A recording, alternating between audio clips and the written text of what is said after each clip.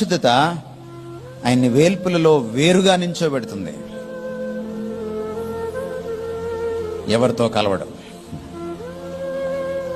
అందుచేతనే ఆయన్ని పూజించే వాళ్ళు కూడా అంత ప్రత్యేకంగా బ్రతకాలి. మనం ఏం చేస్తున్నాం? మనం యేసుప్రభుకి కొంత, వేరే వాళ్ళకి కొంత. ఉదాహరణకి మీరు కులం పాటిస్తారు, అది నీ దేవుణ్ణి అవమానపరచడం. ఎందుకంటే కులం వేరే దేవుడి దగ్గర నుంచి వచ్చింది. ఆ దేవుడు పైన పవిత్రుడు, కింద అపవిత్రుడు. మనం చెప్పలే ఈ విషయం, వాళ్ళే చెప్పారు.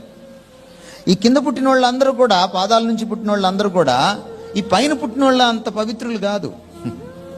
అంటే ఆయన తలకాయ పవిత్రంగా ఉంటుంది, అందులోంచి వచ్చినవాడు చాలా పరమ పవిత్రంగా ఉంటాడు. వాడిది పవిత్రమైన పుట్టుక.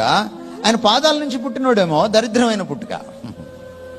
అంటే పాదాలు దరిద్రమనేగా అర్థం, అంతే కదా అర్థం. నేను రాయలే ఆ పుస్తకాన్ని, వారే రాసుకున్నారు. అంటే ఈ దేవుడు పాదాలు కడుక్కోడా? ఈ దేవుడు పాదాలు అశుద్ధమా? తలకాయ శుద్ధమా? ఈ దేవుడు ఆపదమస్తకం శుద్ధమైన వాడు కాదా? మీ దేవుణ్ణి మీరు మీ దేవాలయాలకు వెళ్ళి పాదాలు పూజిస్తారా, తలకాయను పూజిస్తారా? పాదాలని పూజిస్తారు. నీ పద రాజీవములతో అని పాట పాడారు మీరు. మరి పాదాలు పాదపద్మాలు అని అంటున్నారే, అవి పవిత్రమైన పాదపద్మాలు అయితే అందులోంచి పుట్టిన శూద్రులు, అందులోంచి పుట్టిన దళితులు పవిత్రులు కాదా? ఆ దరిద్రమైనటువంటి ఆలోచన మీరు తెచ్చుకున్నారు.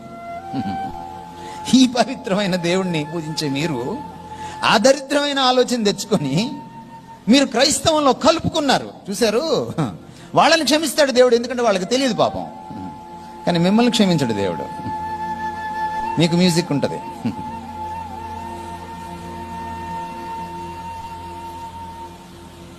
ఈ దేవుడు ఎలాగా అన్యుల పరిస్థితుల్లో కలవడో, అన్య దేవతల్లో కలవడో, ఎంత ప్రత్యేకమైన వాడో తమరు కూడా అంత ప్రత్యేకంగా జీవించాలి అని అర్థం. అందుకనే అన్య సంప్రదాయాల్ని, కట్టుబాట్లని, ఆనవాయితీల్ని మనం పాటించకూడదు.